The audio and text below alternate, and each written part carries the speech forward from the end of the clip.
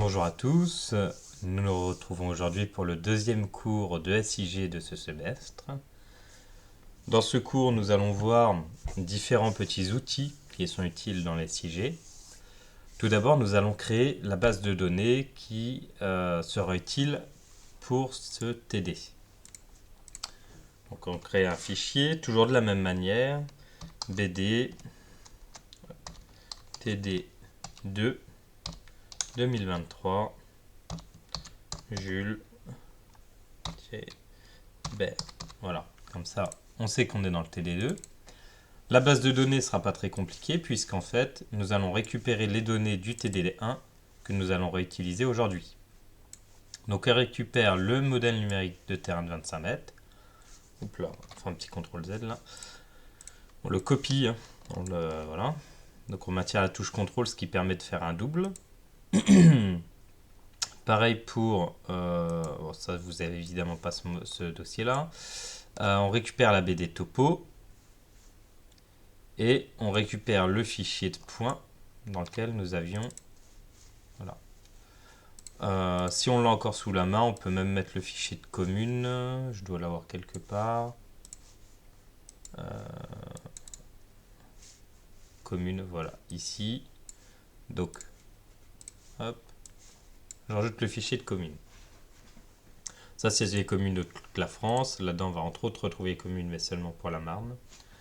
Et là, on a le MNT le modèle numérique de terrain au 25 mètres pour la Marne également.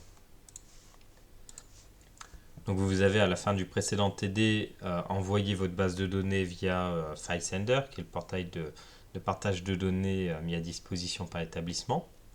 Vous pouvez donc aller le télécharger puisque votre lien est normalement valable jusqu'à un mois, mais par défaut 2 semaines.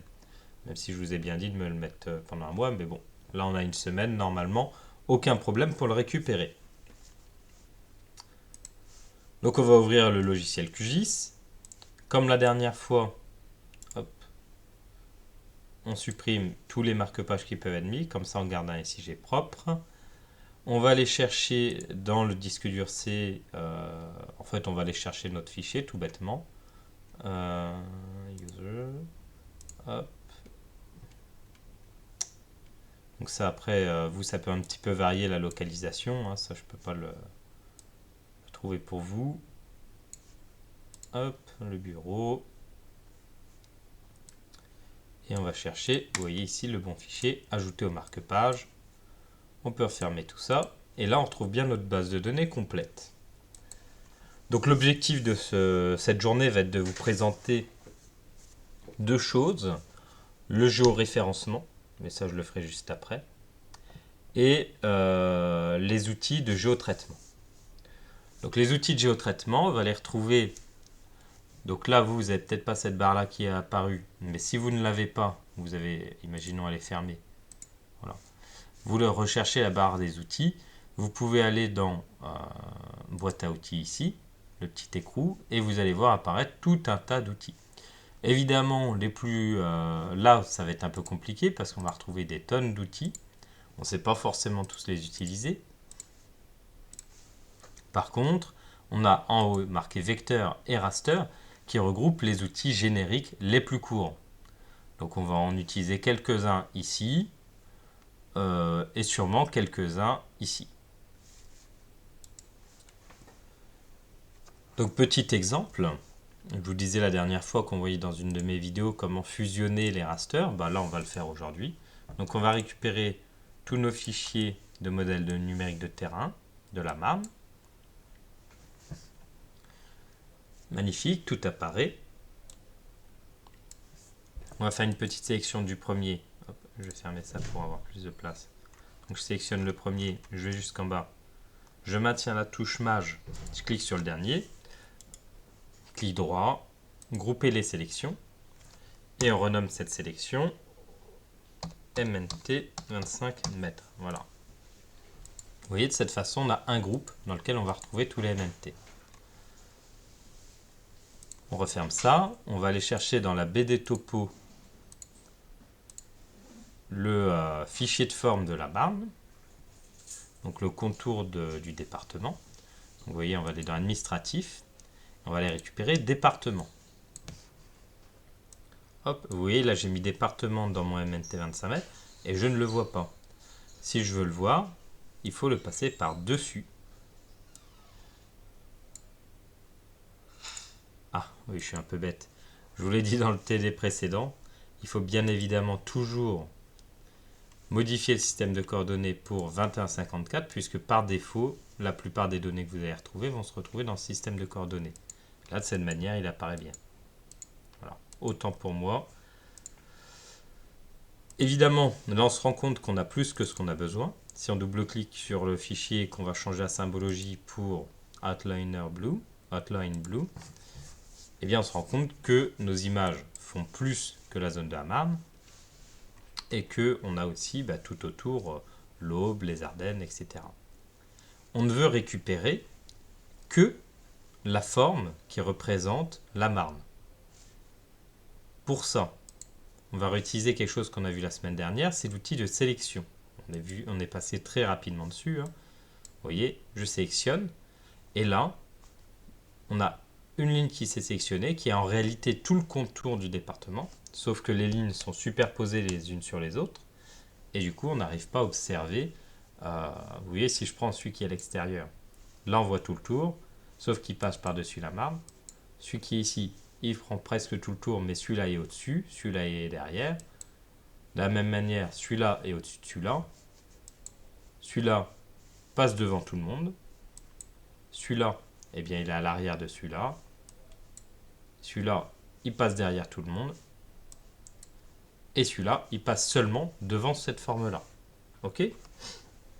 Donc j'espère que là, vous avez compris que en sélectionnant au milieu du polygone de la Marne, on a sélectionné la forme de la Marne. On peut le vérifier. Pour ça, il suffit de faire un clic droit sur département, d'aller dans la table attributaire. Et là, on voit qu'on a bien sélectionné en surbrillant le département qui porte le nom Marne. Ok ? Vous voyez, il y a plein de champs. Il y a le champ INSEE-8 département, donc qui est le code INSEE 51. On a le code INSEE de la région 44, le nom du département Marne, la date de création, de mise à jour des polygones, etc., etc. Donc nous, ce qui nous intéresse, c'est seulement soit le code INSEE du département, soit le code INSEE de la Marne. Donc la Marne est bien sélectionnée. On peut maintenant faire un clic droit dessus et cliquer sur le fichier exporter, on va sur exporter, enregistrer les entités sélectionnées sous, parce que si on fait sauvegarder les entités, il va nous sauvegarder toutes les entités là. Par contre, si on met sauvegarder les entités sélectionnées sous, il va n'exporter que celui qu'on a sélectionné, donc que la Marne. Donc on va l'enregistrer en fichier SRI Shapefile, c'est important. On va aller dans notre base de données. Hop, ça c'est autre chose. Donc dans Nouvelles données, on avait déjà créé le fichier locufr.shs, donc qui en réalité était tous les UFR. On va appeler ce fichier .shp. Évidemment, le fait d'avoir mis ça, normalement, ça aurait dû bien l'enregistrer, mais je préfère toujours rajouter des extensions. Ça évite d'avoir des surprises. Enregistrer. OK. Donc, j'ai rien touché. Il était en Lambert 93 parce que mon système de coordonnées ici est bien en Lambert 93. Magnifique. Nous avons réussi à récupérer notre forme de la Marne. Donc, on peut lui remettre un petit contour rouge. Et quand on fait apparaître ce fichier-là, on se dit, putain, on aimerait bien quand même avoir une image unique plutôt que plein de petites vignettes. Vous voyez ? J'aimerais bien avoir une seule image.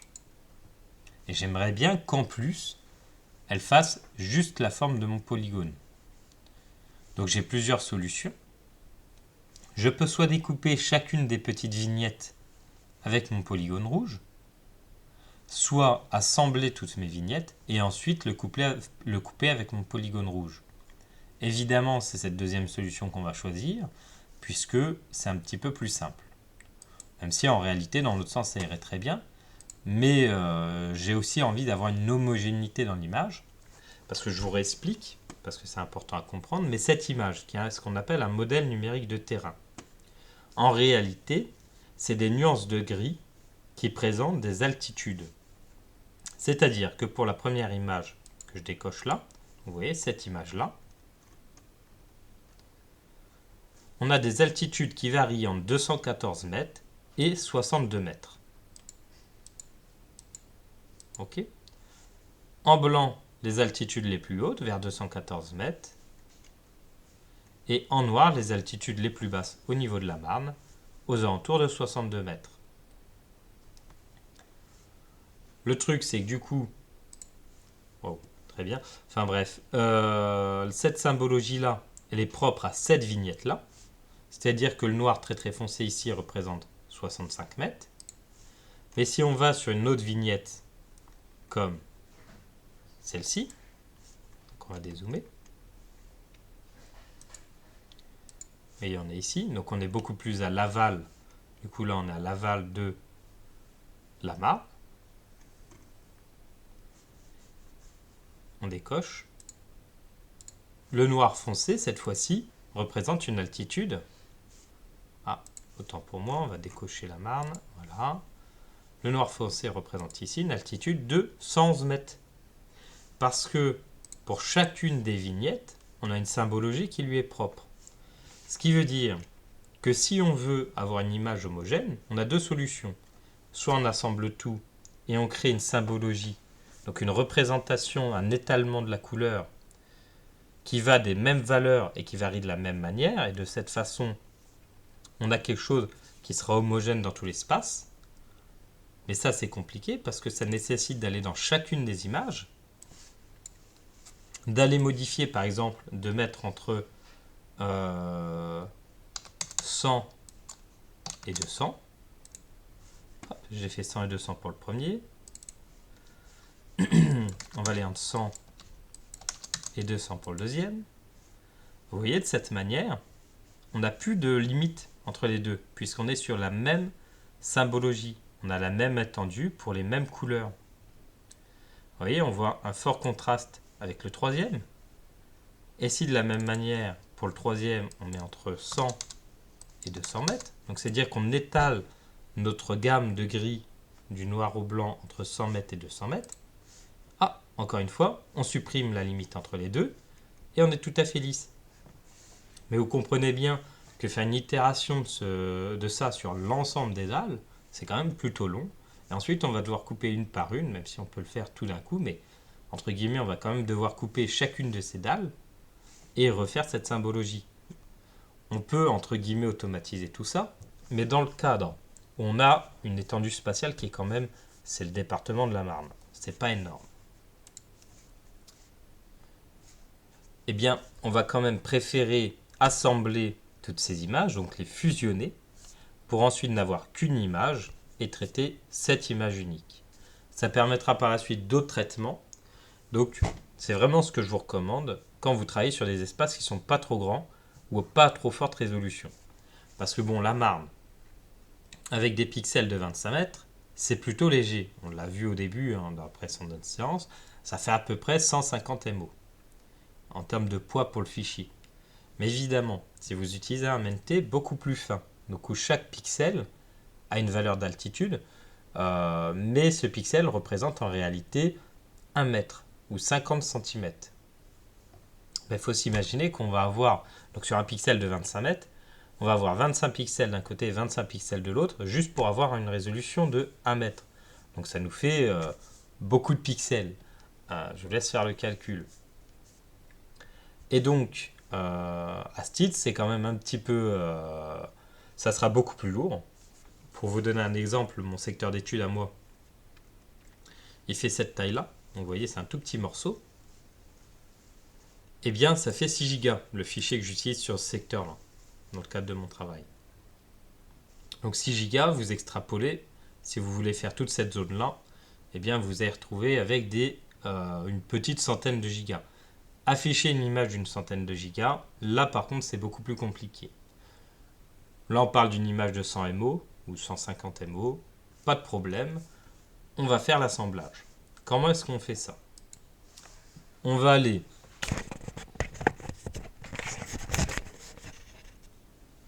dans raster. Donc, on veut traiter une image. Une image, c'est des pixels, c'est un fichier matriciel ou un raster en anglais. Donc, on va aller chercher dans analyse.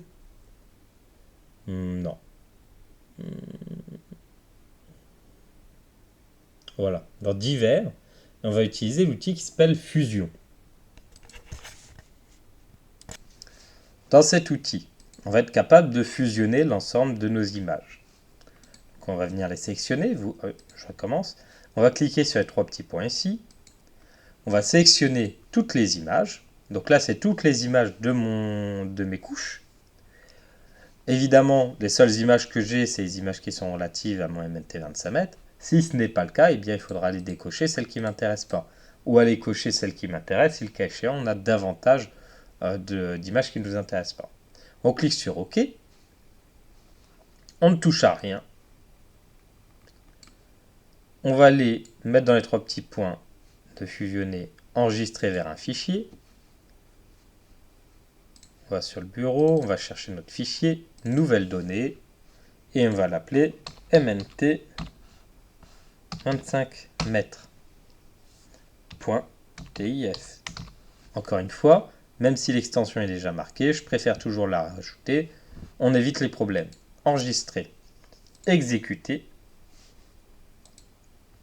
Après une petite minute, le travail est terminé. On peut fermer la fenêtre et on obtient notre fichier unique, dont la symbologie va de 0 m à 310 mètres. Évidemment, là, il y a un petit biais parce que on a des lacunes qui ont été comblées par des fichiers, vous voyez ici, de valeur 0 m. Alors qu'en réalité, les plus basses altitudes sont probablement sur les cours d'eau et sont probablement de l'ordre de 57 m 84. Donc on pourrait, pour améliorer un petit peu la visualisation de la couche, modifier ici et mettre 54 mètres. Voilà. De cette manière, on a un petit peu plus de contraste. Évidemment, cette image ne nous convient pas parce qu'elle est supérieure à l'emprise de la marne. On veut maintenant découper cette image avec le polygone pour obtenir le MNT 25 mètres de la marne. Et donc, comment est-ce qu'on va faire ça? Eh bien, on va aller dans les traitements, cette fois-ci raster. Enfin, pas cette fois-ci, on va aller dans les traitements raster, puisque on veut toujours faire quelque chose sur une image du type raster, sur une image. Si on avait voulu travailler sur les polygones, eh bien, on aurait été dans vecteur, mais là, on veut travailler sur une image. Donc, on va dans la petite vignette raster. Ce qu'on veut faire, c'est une extraction. Et on a deux types d'extraction, selon une emprise ou selon une couche masque. Vu qu'on veut prendre à l'emporte-pièce dans notre image une zone, eh bien c'est une couche de masque. C'est comme ça qu'on va appeler finalement notre fichier marne. Mais si on voulait simplement dire de telle borne à telle borne spatialement parlant, avec des coordonnées géographiques, eh bien nous aurions pris selon une emprise. Cela étant dit, pour que ça fonctionne, il faut que nos différents rasters aient des coordonnées géographiques, parce que sinon ça risque de bugger. Donc ici, vous voyez, il y a le petit logo comme ça qui a disparu de ma couche, parce que en off, je l'ai remis, mais j'ai oublié de vous le filmer. Donc je vais vous le montrer sur une autre couche. On clique ici, et vous voyez, apparaît ce petit fichier dans lequel vous pouvez simplement lui préciser qu'on est bien sur des coordonnées géographiques du type 2154. Évidemment, ça ne marche que parce que je le sais. Vous ne pouvez pas improviser comme ça en disant ah bah oui, c'est telle coordonnée géographique. Vous voyez ici, c'est bien précisé Lambert 93. C'est-à-dire, si vous changez ce système de coordonnées géographiques, par exemple, vous allez être dans cette couche-là et vous dites oh finalement, je suis plus d'accord, on va du coup dans source, voilà, et que là vous dites ah ben non, finalement je préfère avoir du WGS 84, ça va complètement faire bugger votre couche parce que il va pas comprendre que vos coordonnées géographiques qui sont dans le dossier, qui sont en mètres, en fait maintenant vous voulez qu'ils soient en degrés, donc comme pour dans votre GPS, en degrés, minutes, secondes. Donc là, ça ne marchera pas. C'est parce que je sais que ma couche, parce qu'elle est marquée texto par l'hygiène que c'est du Lambert 93, là, je sais que je peux me permettre de venir modifier et lui dire, oui, bon, bah là, tu te demandes c'est quoi le système de coordonnées géographiques. Eh bien, je te le dis, c'est du ESPG 2154. Pourquoi est-ce qu'on ne s'est pas amusé à le modifier avant? Donc là, après, on clique sur OK. Je ne vais pas le faire ici. Mais parce que sinon, il faudrait le faire sur l'intégralité des couches. Vous voyez? Alors que là, je l'ai fusionné et j'ai fait ça directement sur la couche fusionnée. Voilà, ceci étant dit, on peut continuer. On va aller dans Extraction, couche de masque. On va aller sélectionner notre MNT 25 mètres que l'on souhaite découper. La couche de masquage qui est la Marne, le département de la Marne. On va lui dire que le système de coordonnées géographiques, c'est le Lambert 93. Pareil pour le cible, ça permet d'éviter d'avoir des problèmes. Il nous demande si on veut faire coïncider l'emprise du raster découpé avec l'emprise de la couche masque. Oui, effectivement, parce que si on met non, eh bien, il va juste nous mettre le point le plus à l'ouest, le point le plus à l'est, le point le plus au nord et le point le plus au sud, et il va nous faire un carré dedans. C'est pas ce qu'on veut, donc on laisse bien ça cocher. Mais on veut aussi que toute la zone qui va être, par exemple, comprise dans le grand carré, eh bien, elle n'apparaisse pas avec des données 0, mais en données no data. Pour ça, on rajoute une bande de transparence. Si vous voulez vraiment comprendre ce que je veux dire, vous créez sans ajouter de, vous voyez, de fichiers temporaires. Je vous le montre en fait. On le décoche, on crée la couche. Vous voyez là, j'ai créé une nouvelle couche découpée. Hop, je la pose ici. Et là, vous voyez, autour de notre couche découpée, eh bien, on a du noir. Ce noir a une valeur au même titre que ce qui est à l'extérieur. Attendez, voilà, ici, a une valeur de 0. Alors qu'à l'extérieur, vous voyez, c'est pas cliquable, il n'y a pas de valeur. Là, on a une valeur de 0. Nous, on ne veut pas ça, parce que quand on va le mettre en page de notre carte, ça ne va pas être joli. Donc, qu'est-ce qu'on veut? Donc, cette couche-là, on la supprime. Ce qui tombe bien, c'est que c'est un fichier temporaire. Comme vous le voyez, je l'ai laissé en fichier temporaire, ce qui me permet de prendre aucun risque. Donc, on peut faire la même chose avec créer une bande de transparence. On exécute. Et là, super, on voit que notre couche autour n'a pas de valeur. De la même manière, on a, entre guillemets, pas de valeur qui apparaissent. Donc c'est tout bénef. On a bien juste notre zone et on va pouvoir faire des jolies cartes avec ça. Bon, bah cette couche-là, on veut la conserver. Vous voyez ici, il y a un petit truc qui permet de dire, ah, bah, cette couche, elle est en couche temporaire. Donc si vous fermez le logiciel, bah, elle sera perdue. Donc on clique là-dessus. Mince. Hop. On clique là-dessus. Et normalement, il nous propose pas grand-chose. Autant pour moi, on va juste faire un clic droit, ça sera plus simple. Exporter, exporter. Ça nous fait apparaître cette fenêtre-là. On laisse en géotif, ça pose pas de problème. On va dans notre dossier qui est sur le bureau. Voilà. Nouvelle donnée. MNT 25 mètres Marne. Ah, je l'avais déjà créé. Ah, vous voyez, j'avais fait des tests par ailleurs.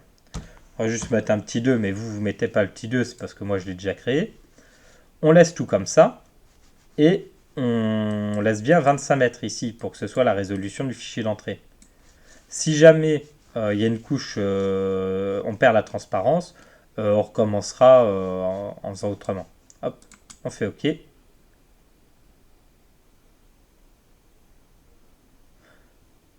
y a clairement un petit bug. On supprime.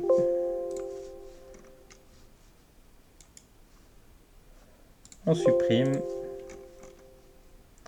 On va dans notre base de données. Vous voyez, on va faire gérer, supprimer. Oui. Gérer, supprimer. Oui. Voilà. On recommence tout comme avant. Hop. Extraction. Couche masque. MNT 25 mètres. Marne. SCR 2154. 2154. créer une bande de transparence. On laisse tout par défaut et on va aller l'enregistrer directement. Voilà, MNT 25 mètres, Marne. Non, encore une fois, ça va être trop long. Marne 25 mètres. Point TIF. Voilà. On enregistre, on fait exécuter. Et on n'en parle plus. Là, vous allez me dire, ah, c'est quand même bizarre. Là, ça paraît beaucoup plus foncé que là. Effectivement, le problème vient du fait que la symbologie, là, reste étalée de 0 à 285. Alors que de fait, si on, là j'ai double-cliqué sur ma couche pour ouvrir les propriétés de la couche. Si on va dans histogramme, qui permet de voir la distribution des différentes valeurs que prennent les altitudes, on fait calculer l'histogramme. Là, il faut avoir l'œil attentif, mais on voit que l'histogramme se termine par ici. Donc on va faire un zoom entre 50 et 100. Donc là, on va faire un zoom, vous voyez, ça s'arrête par ici, entre peut-être 50 et 70. Et là, on voit que ça se termine par là. Donc entre 55 et 60. Vous voyez, aux alentours de 57, on a un nombre de valeurs qui est très très faible. Donc ça, c'est 57 mètres d'altitude. Et là, on a par exemple, au maximum, une cinquantaine de pixels qui prennent la valeur de 59 mètres 40, par exemple. Donc, globalement, on peut estimer qu'à partir de 56 mètres, on n'a plus de valeur. On va donc aller dans la symbologie et dire, tu ne commences pas la symbologie à étaler du noir au gris à 0 mètre, mais plutôt à 56 mètres. On fait OK. J'ai mis 26 au lieu de 56. 56. OK. Et vous voyez, de cette façon, on a une image qui est plus foncée. Et en fait, ce que ça signifie, c'est qu'on a plus de nuances de gris pour le même espace. Et on se rapproche du coup de l'image d'avant. Parce que l'image d'avant est un peu plus foncée parce qu'il y a d'autres valeurs qui sont prises en compte. Vous voyez, on a un meilleur contraste, par exemple, sur ces secteurs-là, ou sur le secteur de la montagne de Reims. Donc là, on a une belle image. Et puis, vous avez vu un petit peu comment fonctionnaient les outils de raster, sachant qu'il en existe beaucoup, beaucoup d'autres. Par exemple, l'ombrage, par exemple la rugosité, la pente. Voilà, ça c'est des traitements entre guillemets de visualisation. On a les projections qu'on n'utilisera pas parce que ça nécessite d'avoir bien compris les systèmes de coordonnées géographiques, etc. Donc nous on va se contenter du minimum. Vous avez également dans divers la possibilité du coup de fusionner. Vous pouvez également construire des pyramides, ça sert à l'aperçu. Bon, globalement, c'est ce qui permet de zoomer. Vous voyez, il y a un petit délai de latence parce qu'on passe d'un affichage avec des gros pixels à un affichage avec des pixels plus fins. Si on zoome, ça rezoome encore nos pixels. En gros, ces pyramides permettent d'avoir un affichage fluide. Donc, dès que vous avez une couche qui n'a pas créé automatiquement des pyramides, eh bien, vous pouvez en créer. Voilà, bon, ça c'est l'idée. Je vous encourage de la même manière à regarder personnellement à quoi sert chacun de ces outils. Vous mettez dans YouTube le nom de l'outil et à QGIS derrière, vous allez trouver une vidéo sur le sujet et ça vous permettra de compléter vos connaissances. Et voilà, vous avez tout un tas d'informations et pareil dans les outils de vecteurs. Donc là, je vais vous laisser explorer de votre côté et je vais simplement vous présenter juste après une image que je vous transmettrai par mail et je vous demanderai d'essayer de la reproduire par vos compétences, tout simplement. Donc je vous reprends dans quelques secondes pour vous, sûrement dans une petite heure pour moi, le temps que je vous fasse une belle image que vous devriez tenter de reproduire. Voilà, bon courage. Et donc nous revoilà une fois que la carte est terminée. Donc l'objectif et l'exercice d'aujourd'hui sera d'essayer de reproduire cette carte-là. Donc je vous laisse l'observer longuement. Ce que je veux également, c'est que votre base de données ressemble je vais vous ouvrir ça.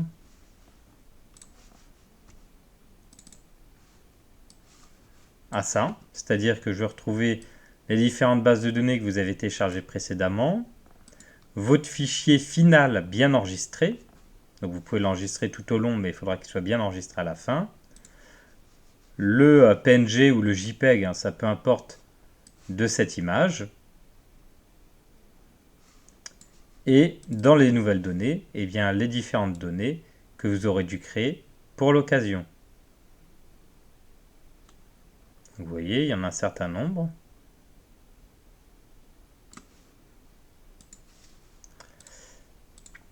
Vous aurez donc à la fois les différentes couches, mais également les différents traitements qui vous ont permis d'avoir les emprises comme moi. Parce qu'évidemment, là, on ne voit pas tout ce qu'il y a à observer. Il y a aussi tout un travail à réaliser de façon à ce que votre dossier, dès que je l'ouvre, se présente de la même manière que moi, en tout point.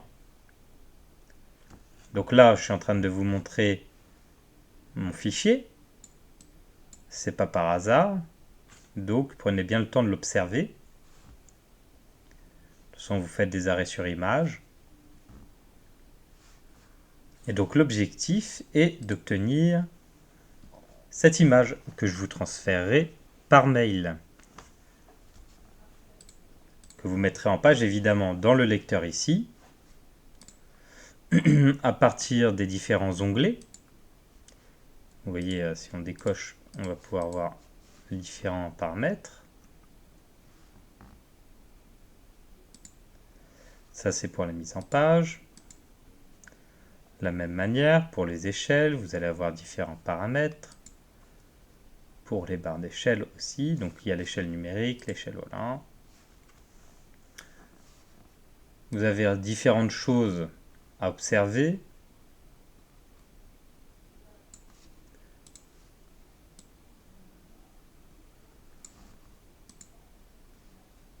Et voilà. J'espère que vous avez maintenant toutes les informations nécessaires pour réaliser votre travail.